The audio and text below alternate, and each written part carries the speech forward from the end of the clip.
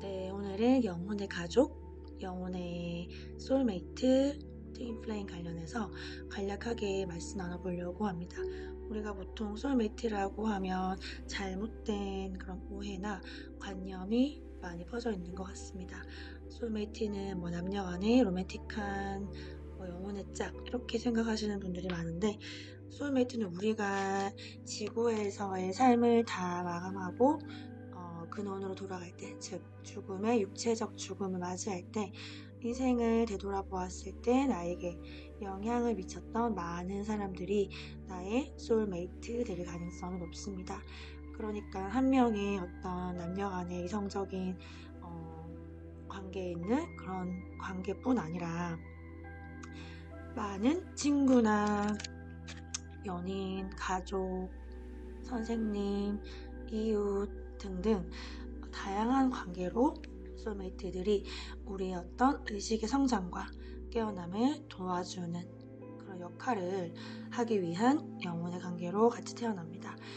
우리 영혼의 가족에 대한 내용을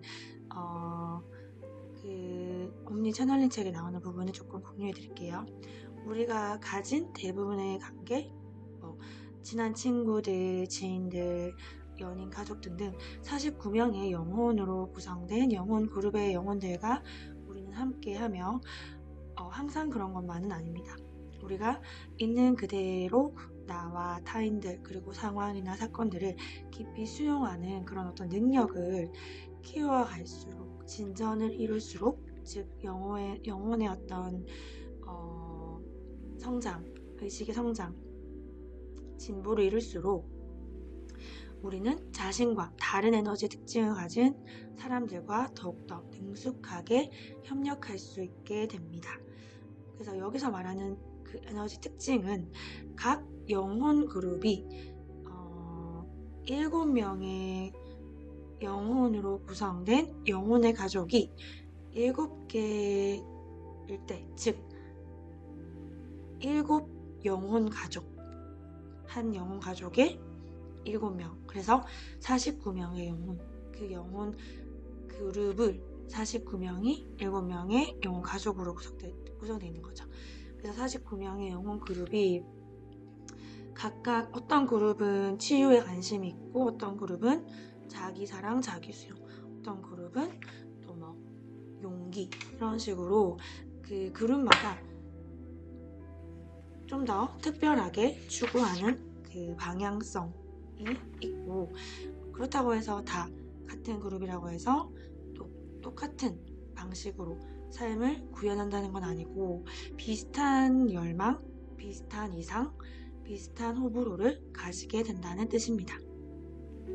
그래서 그 영혼의 가족이 7가족이 영혼 그룹이고, 또 7영혼 그룹이 영혼 단위고, 또 그 위에 국가, 이렇게 되어 있기 때문에 우리가 끌어당기는, 즉 현생에서 만나는 많은, 내가 인연이 될 많은 사람들은 거의 언제나 나의 영혼 가족이나 그룹, 영혼 단에서 온 일원들입니다.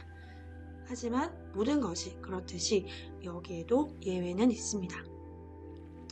그리고 아까 처음 말씀드렸던 그 소울메이트 부분에 대해서 조금 더 추가적으로 말씀을 드리면, 소울메이트는 우리에게 내 자신의 모습을 보여주고, 그리고 거울이 되어줌으로써 우리가 보고 느끼고 경험을 통해서 이 지구에서 음량을 모두 체험하고, 힘든 시간, 또 부정적이라고 판단했던 수많은 그런 감정들, 사건들을 체험하면서 우리가 기억해내고, 그리고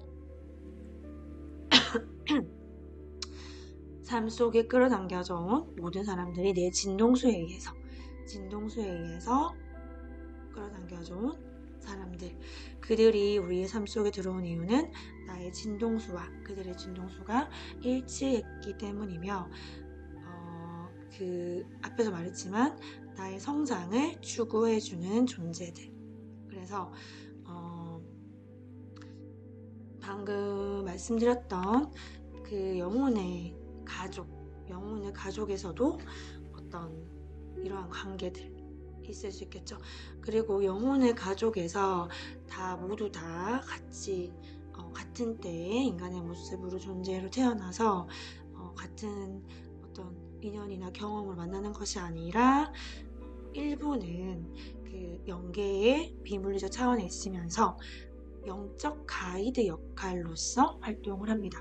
그래서 우리가 명상을 할 때 어떤 영감을 받을 때 또는 꿈에서 또는 이런 어떤 그 메시지, 우리가 직관이나 메시지를 느끼죠. 그런 메시지들을 주고 우리를 이렇게 알게 모르게 영적인 차원에서 가이드해주고 이끌어주고 보호해주는 그런 역할을 한다는 겁니다.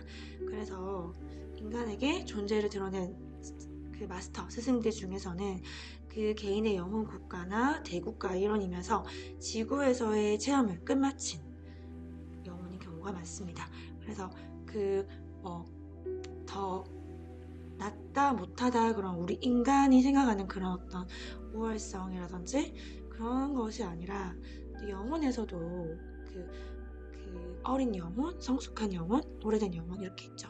그래서 그 마이클 뉴턴님의 어떤 책들이나 말씀의 그 표현에 의하면 이렇게 지구 체험을 다 마친 상승 마스터들, 이런 영혼들을 원로라고 부르죠. 원로의 영혼들은 더 이상 지구 윤회의 어떤 쳇바퀴 더 이상 태어날 필요가 없는 어떤 이런 우리 인류를 위해서 사랑의 치유의 빛을 보내주고 가이드 역할을 해주는 이런 영혼들이 비물질계에 많이 있다는 겁니다. 자, 그래서 그 소울메이트들이 상당히 많다는 거. 하물며 내가 어떤 삶을 살았을 때, 만약에 여러분이 뭐 60대라고 생각을 해보면 뭐 30대 때 나에게 너무나 큰 고통을 준 어떤 사람이 그 시절 인연으로 만났다고 치면 그 고통과 힘든 시간을 줬던 그런 사람마저도 어떻게 보면 나의 어떤 영혼의 나의 의식의 성장과 확장을 위한 나를 거울처럼 비춰주고 나를 조금 더 깨어나게 해주고 내가 누구인가를 기억하게 해주기 위해서 소울메이트로서 한 그런 역할을 한 원수 같은 그런 역할을 한 존재가 될 수 있다는 거죠.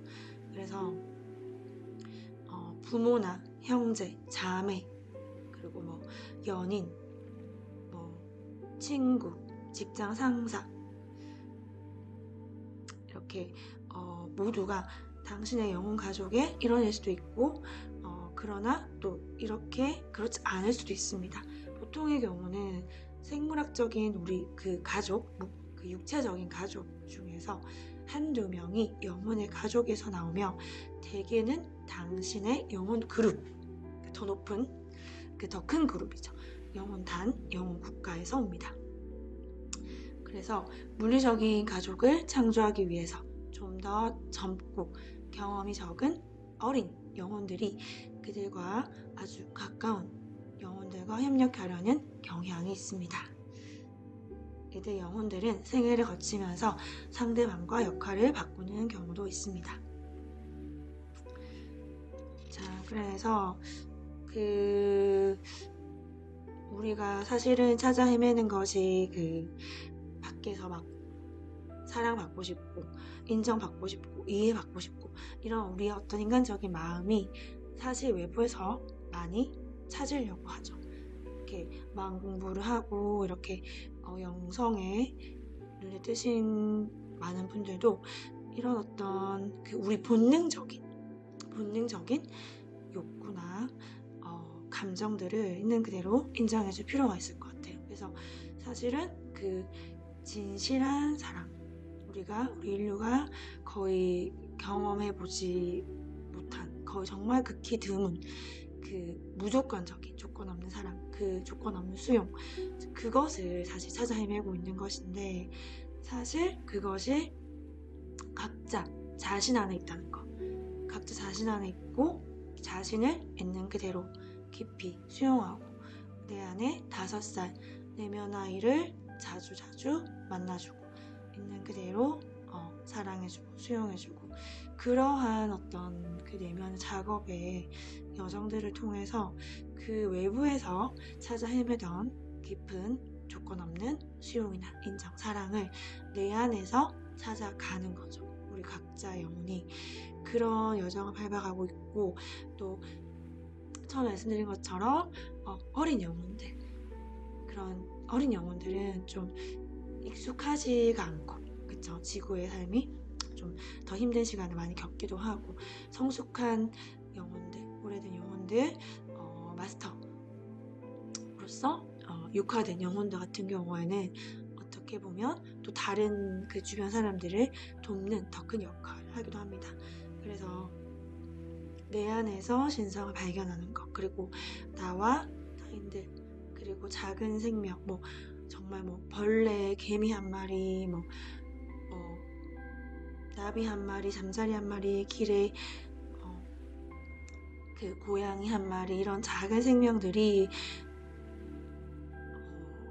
절대로 작은 생명이 아니라 모든 인간의 존엄성처럼 모든 인간 안에 신이 있듯이 이 작은 개미 한 마리 안에도, 이 작은 강아지 안에도, 고양이 안에도, 나비 안에도 만물 안에 신성이 있고 모든 것에 신성이 있구나, 이런 것을 우리가 체험을 통해서 하나하나 이렇게 기억해가는 것, 그것이 바로 깨달음이라고 불리는 것이 아닐까 한번 저의 의견을 나눠봅니다.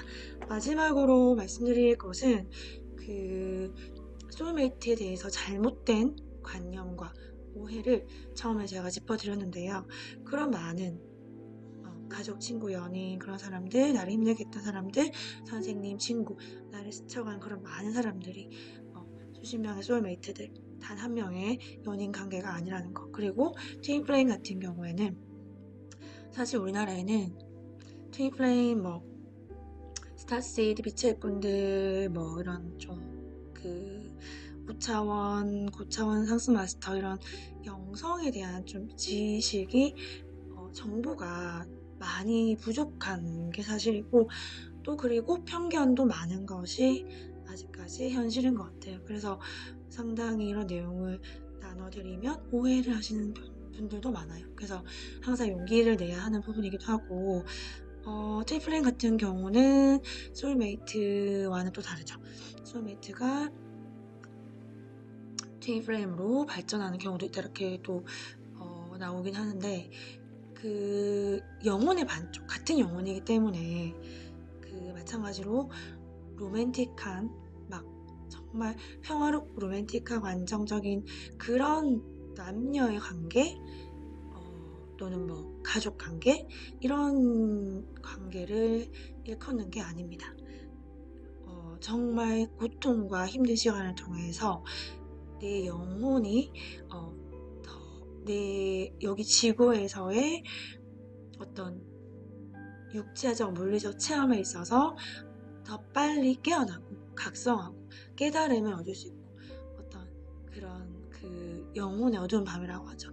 그런 시간들, 그리고 치유와 통합의 시간들을 통해서 내가 더 빨리 깨어나고, 내가 전체 이제 하나이고, 내가 모든 것과 연결되어 있고, 그 에너지, 영혼의 차원에서는 이미 하나이다.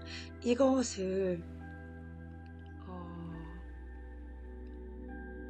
머리가 아닌 정말 체험을 통해서, 정말 현실적으로 이런 그 체험과 경험들을 통해서, 사건들을 통해서, 인연을 통해서 깨어나게 해주는, 깨닫게 해주는, 의식 확장을 도와주는 정말 가장 큰 스승 중에 한 명이라고 할 수 있는 그런 존재라고 보시면 될 것 같아요. 그래서 표현이 좀 표현력에, 그리고 언어적으로 표현을 하는데 좀 한계가 느껴지는 부분이긴 한데요. 결국은 다 이게 다 내 안에 있다. 그래서 오늘 제가 운영하는 감사 필사방에 필사를 원하시는 분들께 매일 그 글을 공유해 드리는데, 오늘 공유해 드린 글을 지금 짧게 하나 읽어드리고 마칠게요. 신과 나눈 이야기 1에서 나왔던 구절입니다. 요구 자체가 필요하지 않다는 것. 요구 자체가 필요하지 않다는 것. 즉 우리가 이걸 원하고 저걸 원하고 이 사람을 원하고 이 사람과 이런 관계를 원하고 더 많은 돈을 원하고 안정된 관계, 더 좋은 차, 더 좋은 직장, 뭐 소울메이트, 트윈플레이 뭔가를 요구하고 원하는 것 자체가 필요하지 않다는 것. 그것을 직관으로 이해할 때 머리가 아니라 직관으로 가슴으로 이해할 때 기도하는 것이 훨씬 더 수월해진다. 그럴 때 그 기도는 감사의 기도가 된다. 요청과 원하는 무언가를 원하는 간절한 기도가 아니라 그저 원하는 것이 없다. 이미 더 이상 바랄 게 없는 상태인 거예요. 더 이상 정말 이거 해주세요, 저거 해주세요 부탁할 만한 것이 없는 거예요. 그저 다 내 안에 있다는 걸 깨달았기 때문에 그저 감사의 기도밖에는 나오지가 않는 상태인 거죠. 그래서 그 감사의 기도가 있는 그대로에 대한 감사의 진술이다. 그것은 결코 요구가 아니다. 요청이 아니고 요구가 아닌 거예요. 그것은 있는 그대로에 대한 감사의 진술이다. 네, 그래서 절대기도의 비밀이라는 책도 생각이 났고 이 구절은 어제 독서 모임에 신간하는 이야기 오랜만에 하면서 일권을 하면서 다시 이 구절을 누군가가 또 이렇게 낭독해서 나눠주시는 걸 들으면서 정말 더 이상 말이 필요 없는 절대 진리, 너무나 공감하고 공명되는 그런 구절. 근데 신간하는 이야기는 다 메시지가 다 그렇습니다. 그래서 강추를 드리고요. 밑에 제가 남겨드리는 링크들 관련해서 들어가 보시면 차원 상승, 5차원 지구에서 우리가 어떻게 하면 좋을지, 어떻게 다른 깨달음의 현상들 등등 관련 영상들 링크 공유해 드릴 거고 카페 링크 남기겠습니다. 카페에 들어오시면 신간하는 이야기 그 외에도 다양한 현존 수업, 에크하르트 톨레님 책 등등 영성 베스트셀러들과 함께 독서 모임, 감동 모임 하는 것을 공유해드리고 있습니다. 궁금한 점 있으시면 카페에 남겨주시면 답변 드리겠습니다. 오늘도 순간순간 나의 말과 생각과 행동을 지켜보는 보는 자, 관찰자의 자리에서, 의식의 자리에서 순간순간 모르시면서 평온하시기를 기원하겠습니다. 도움되셨다면 좋아요, 나눔, 구독해주시고 도움 받으실 만한 분들께 공유해주세요. 나의 작은 실천이 누군가에게는 큰 힘과 변화의 어떤 발판이 될 수가 있습니다. 감사합니다.